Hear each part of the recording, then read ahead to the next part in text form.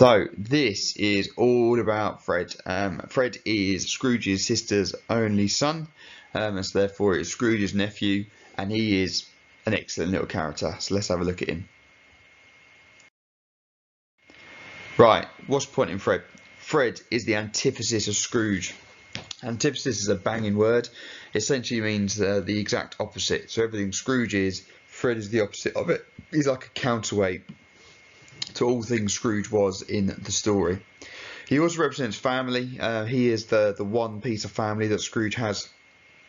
And just like our families, he's always forgiving, he's always welcoming, he's always loving, no matter how pants Scrooge is as a human being. So what would I be saying? First quote I would be talking about, this is the first time Fred walks in on the story. Fred walks into the counting house to speak to Scrooge, and he's all in a glow. His eyes sparkled. Now, he's glowing, it's a symbol of light, and as we've said time and time again, light is always a symbol of hope and guidance. The fact he's rocked up and he is glowing shows he is the hope and guidance for Scrooge, and Scrooge should be following his lead in order to become a better and a happier person. We've also got the verb sparkled. Now, sparkled is associated with wealth and glamour and stuff like that, but it makes a point that Fred has not got loads and loads of money. Scrooge mocks him for being poor enough. Now, the fact this word sparkles juxtaposes with his apparent lack of wealth shows that even though he's financially challenged, he still has a life of joy. And when I said earlier when he was the antithesis, well, that contrasts with Scrooge because he has all the wealth but has a life of misery. So Dickens is showing us that it doesn't matter about your financial situation or how strong you are in your back pocket. It's about the quality of life that you have and the worth of the joy and the happiness in your world. Then I'd go a little bit further into Fred trying to teach his uncle a lesson. He makes a point of saying that Christmas has never put a scrap of gold or silver in my pocket, but I believe it has done me good. Now, I think it's really interesting that he compares gold and silver to scraps. So it's something that he doesn't need in his life. He understands instead that the true value in life comes from the heart and not from the wealth that he may or may not have. Now, also the impact and power of this line, we have to understand a bit of Malthusian economics to really grasp it. Malthus was the guy who came up with the economic idea of the surplus population and how the folks that are not financially contributing to our society are the ones that are useless, pointless, worthless, and that we should be marginalising them and shouldn't have them in our community.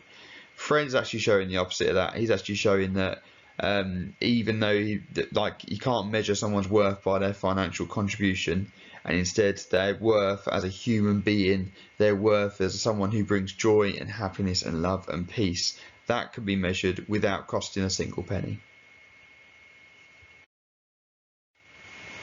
My third point would be a little bit later on when Fred is with his family and Scrooge goes to watch that scene with the ghost of Christmas present. And as Fred makes a point of saying that Scrooge's offences carry their own punishment. Now, that's reflective of Dickens' message of the family. No matter what people say, Fred remains stubbornly open to welcoming his uncle back into his life. It represents that no matter what, no matter how bad or how low we sink, our family love is unbreakable, and especially at Christmas, they're always going to be there for us. I'd also look at the word offences and punishment. Now, these are not actual offences and it's not an actual punishment. These are social offences that he is committing, and therefore he is the only one that suffers. His punishment is a mental one because he's damaged by regret and shame of the mistakes he's made in his past. And finally, when Scrooge turns up at Fred's door, Dickens hugely exaggerates the point. Let him in. It's a mercy he didn't shake his arm off. Now, Scrooge goes to his family, and of course they're there to welcome him. So that is Dickens' central message through Fred once again. We've also got let him in, and I think that's really, really nice little way of putting it.